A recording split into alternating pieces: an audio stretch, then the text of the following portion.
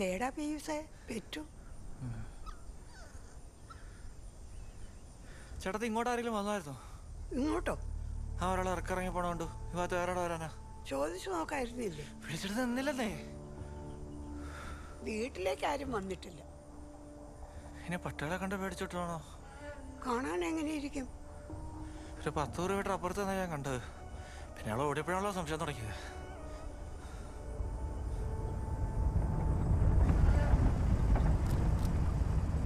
കുര്യച്ചൻ എങ്ങനാ ഈ നെക്സൽസിന്റെ റഡാറിൽ? സാറിന്റെ റഡാറിൽ എങ്ങനെ വന്നെന്ന് സാർ നീ പറഞ്ഞില്ലല്ലോ. ബാർട്ടർ സിസ്റ്റം ആണോ? ഒന്നിച്ചിറങ്ങിയതല്ലേ, അങ്ങനെ വേണ്ടേ?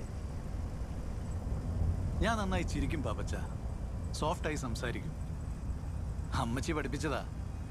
എന്നും വെച്ച് ഇയാൾ ഇങ്ങനെയാണെന്ന് കരുതി കിന്നാരത്തിന് വരരുത്. ഇവിടെ ഒരുത്തനെ കൂട്ടിന് കിട്ടുന്ന പ്രതീക്ഷിച്ചൊന്നുമല്ല ഞാൻ മംഗലാപുരത്ത് നിന്ന് ഇറങ്ങിയത്. സോ ക്വസ്റ്റ്യൻസ് വേണ്ട, ആൻസേഴ്സ് മതി. സൗകര്യം ഉണ്ടെങ്കിൽ മാത്രം.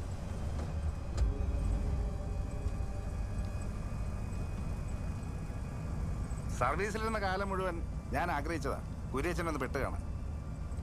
ഇനി സാറ് വഴിക്കാ അതിന്റെ കോളങ്കില് പാപ്പച്ചൻ കൂടെ നിൽക്കും. അതിന് കമ്മീഷൻ വേണ്ട.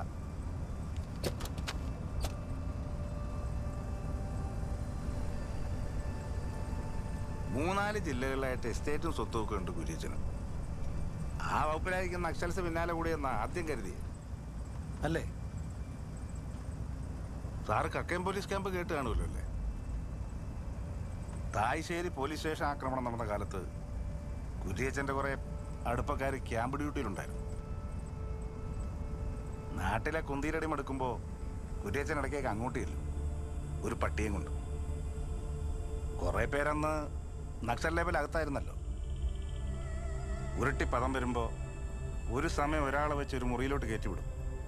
വാതിൽ പുറത്തുനിന്ന് പൂട്ടും. അകത്താ കയറിയ ആളും